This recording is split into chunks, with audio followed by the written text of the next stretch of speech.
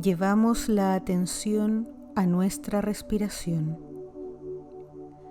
Haremos 3 respiraciones profundas mientras tomamos conciencia del maravilloso poder que hay dentro de nosotros y que nos permite entrar en conexión con el universo y con el código sagrado que queremos activar en este momento.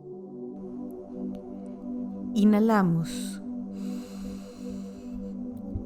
y mientras lo hacemos sentimos como entra una luz blanca por nuestra coronilla y se ancla en nuestro corazón, llenándonos de paz y amor. Cuando exhalamos, compartimos esa paz y ese amor con todo lo que nos rodea. Inhalas amor y exhalas amor.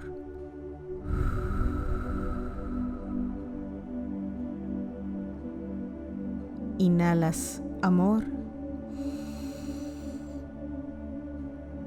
y exhalas amor. Y comienzas a sentir cómo se eleva tu vibración. Mientras activamos este maravilloso código sagrado, daremos gracias como si ya hubiésemos recibido lo que tanto anhelamos.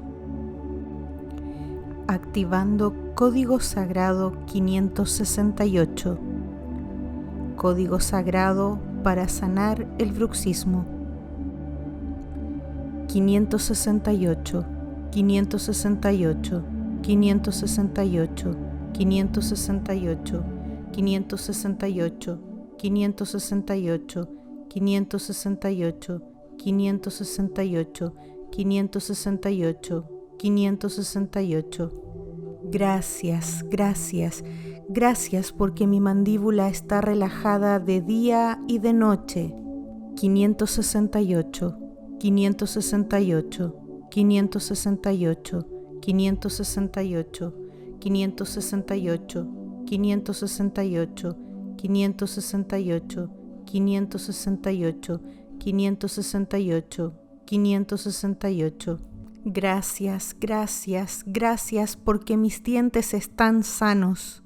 568, 568, 568, 568, 568, 568, 568, 568, 568, 568. Gracias, gracias, gracias porque los músculos de mi cara y cuello se encuentran totalmente relajados.